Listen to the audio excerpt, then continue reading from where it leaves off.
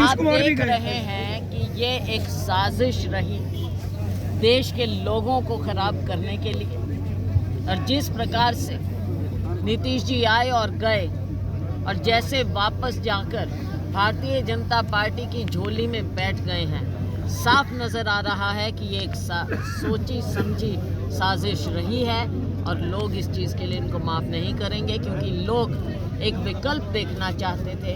उनको नीतीश जी ने और इन लोगों ने फिर से धोखा दिया है। आगे कभी लोग इनका विश्वास नहीं करेंगे। नीतीश जी पे गलत विश्वास नहीं किया जी फिर? सिर्फ आला कमान ने नहीं, सभी लोग साथ मिलकर आए थे, एक अच्छी इंटेंशन लेकर आए थे। और देखो, विश्वास पर दुनिया चलती है, लेकिन अगर इस तरह से बार बार धोखा होगा, अंतिम दरबार तो जनता का होता है, आपको मालूम। अब आप ये एक चीज़ तो देखो कि कहीं ना कहीं कुछ लोगों पर दबाव तो है ही। अब उसके कारण है, क्या कारण है, ये मीडिया वाले बताएंगे या जनता बताएंगे। आम आदमी पार्टी के नेता कह रहे हैं कि बेरोजगार युवा जाकर के सरकार से रोजगार मांग रहे हैं, लेकिन सरकार उन्हें इजराइल भेज रही है। हाँ सुना है कुछ ऐसा, लेकिन बात ये है कि केवल इजराइल की या कोई वो बात नहीं है। अब सरकार जिस तरह से चल रही है उसमें, जैसा अभी किरण जी ने भी बताया, बेरोज़गारी भत्ते की बात हुई, कोई बेरोज़गारी भत्ता नहीं है। और सबसे बड़ा धोखा तो जो केंद्र सरकार ने किया है, 20 करोड़ नौकरियां अब तक मिल जानी चाहिए। कितने लोग ओवरेज हो गए। अगर हम हरियाणा की बात करें, कितने स्कैम हुए हैं, परीक्षाएं रद्द हुई हैं, पेपर लीक हुए हैं, नौकरियां मिली, अपॉइंटमेंट लेटर नहीं मिले, लोग केस कर देते हैं, कोर्ट्स में चले जाते हैं। तो धोखे पर धोखा होता रहा है। एक दिन किरण जी ने जब सदन में पूछा तो इन्हें जवाब मिला कि 1,06,000 नौकरियां दी गई हैं इस टेन्योर में, स्टेट में, राज्य में।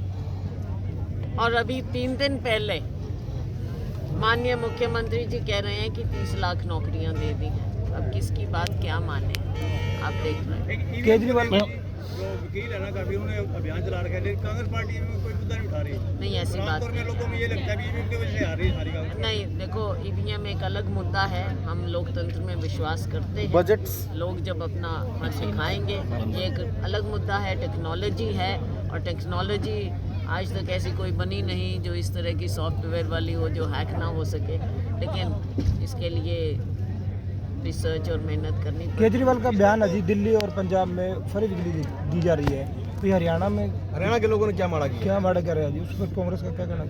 क्या बोला? केजरीवाल जी का कहना है कि हरियाणा और पंजाब में उनकी माफ कीजिए, दिल्ली और पंजाब में उनकी सरकार और बिजली बिल शून्य आ रहे हैं, कि हरियाणा के लोगों ने क्या माड़ा किया है? ये केजरीवाल का बात ये है, केजरीवाल जी और भारतीय जनता पार्टी एक ही सिक्के के दो पहलू हैं। आपने देख लिया, दिल्ली वालों के साथ भी धोखा हुआ, पंजाब के साथ। अब कहाँ गए जो ये बड़े बड़े वायदे करते थे, नशे की बात करते थे, भ्रष्टाचार की बात करते थे, सारा कुछ वहीं का वहीं, ज्यों का त्यों। कोई व्यवस्था ना बदली है ना ये बदल सकते हैं। ऐसा लगता है कि माननीय मुख्यमंत्री जी केवल नाम के हैं, चला कोई और रहा है रिमोट कंट्रोल से। तो वहाँ की जनता को कैसे इंसाफ मिलेगा, कैसे काम होंगे?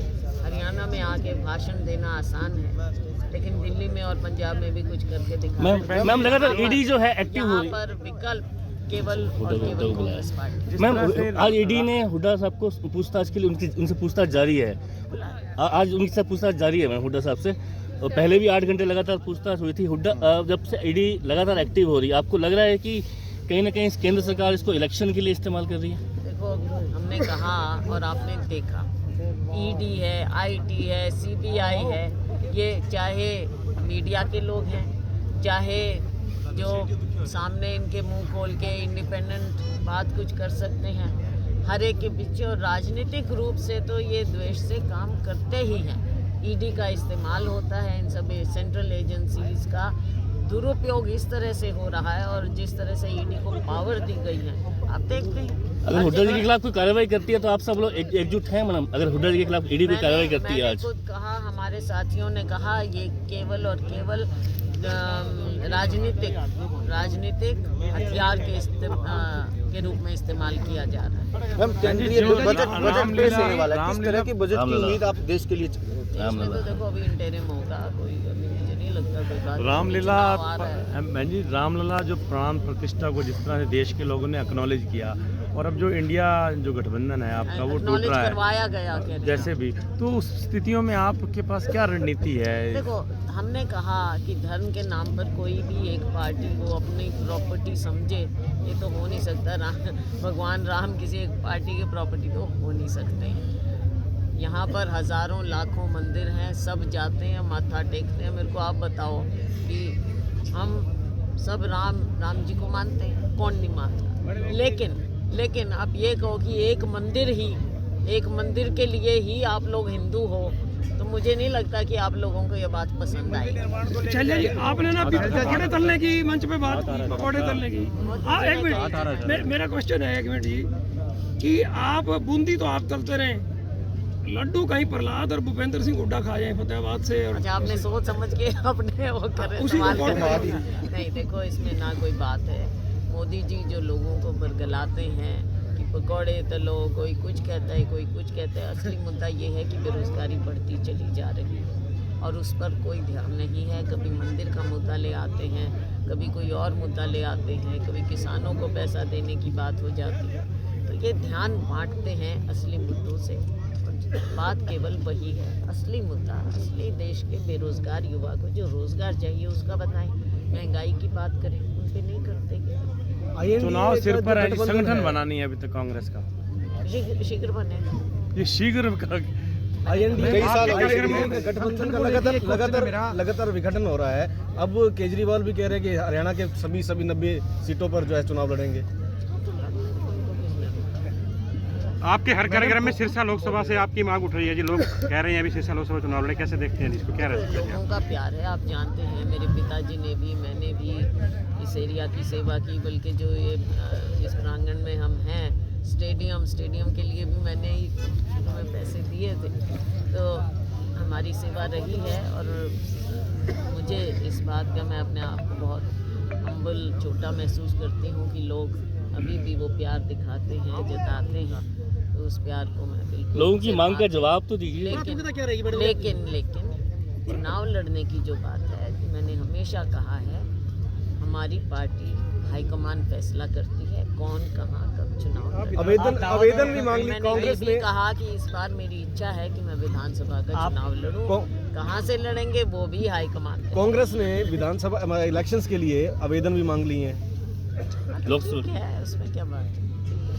तो आपका हमारे देखो स्क्रीनिंग कमेटी बनी है, वो हर स्टेट में देख रहे हैं, हमारे सर्वे भी हो रहे हैं। फिर पार्टी इन सब चीज़ों को देख के फैसला करेंगे। आप एक क्यों, आप और पूछो, मैं तो कांग्रेस संगठन ने मुख्यमंत्री सत्ता में आती है तो इसको जो है हमारा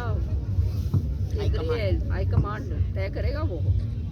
तो आप भी दावा करेंगे मुख्यमंत्री पद पर? मैंने कहा आपको, जिसको हाईकमांड तय करेगा वो मुख्यमंत्री बनेगा। पार्टी पहले पावर में तो है। शैलजा जी, कांग्रेस संगठन ने आपकी जो SRK की ये संदेश यात्रा है आपकी तिकड़ी की, इसको ऑथराइज कर दिया है। क्या कर दिया? अथराइज कर दिया जी। एक पार्टी का इसको, देखो पार्टी के लिए निकले हुए हैं, सारे लोग जुड़े हुए हैं, पार्टी को मजबूत करना है। इसमें कोई ऑथराइज और अनऑथराइज। मेरा क्वेश्चन पूरा नहीं हुआ मैडम। अभी आपके मंच के ऊपर भूपेंद्र हुड्डा का, दीपक बाबरिया, उद्धव भान का फोटो आ गया है। आप मंच कब साझा कर रही हो? वो सब लोग, जरूरी नहीं है कि हमेशा हर मंच पे हों। सब लोग कांग्रेस पार्टी के लिए काम कर रहे हैं, अपने अपने तरीके से कर रहे हैं। हमारे केंद्रीय नेतृत्व के नीचे कर रहे हैं, इस तिरंगे के लिए कर रहे हैं, हाथ के निशान के लिए कर रहे हैं। आप कांग्रेस, मुझे नहीं लगता, देखो इतनी बड़ी पार्टी है, आप जरूर यहाँ पे बहुत नेतागण भी हैं, लोग जुड़े हुए भी हैं, लेकिन अंतिम नारा तो कांग्रेस का है। कांग्रेस कार्यकर्ताओं को प्रोत्साहित करने की बात आप सभी लोग कर रहे हैं, लेकिन लोकसभा चुनाव से सभी दिग्गज जो हैं वो दूर जाना चाहते हैं, विधानसभा चुनाव की किस्मत आजमाना चाह रहे हैं। आप भी कह रहे हैं कि आपकी प्राथमिकता विधानसभा चुनाव है। देखो मैंने तो बहुत पहले कह दिया था, पिछली बार ही कह दिया था मैंने, पिछले इलेक्शन में नहीं, पिछले साल मैंने पहले से कह दिया। अगर आपको पार्टी चाहेगी तो लड़ने को तैयार है। लोकसभा चुनाव मैंने वो भी कहा कि हाईकमान का फैसला है, मैंने केवल अपनी इच्छा जाहिर की है, बाकी हाईकमान का जो फैसला होगा जैसे वो आदेश करेंगे। बलवान जी भाषण दे के लौटे थे लॉबी ना, रिपीट हो रहे हैं सवाल। शैलजा जी बलवान जी भाषण दे के लौटे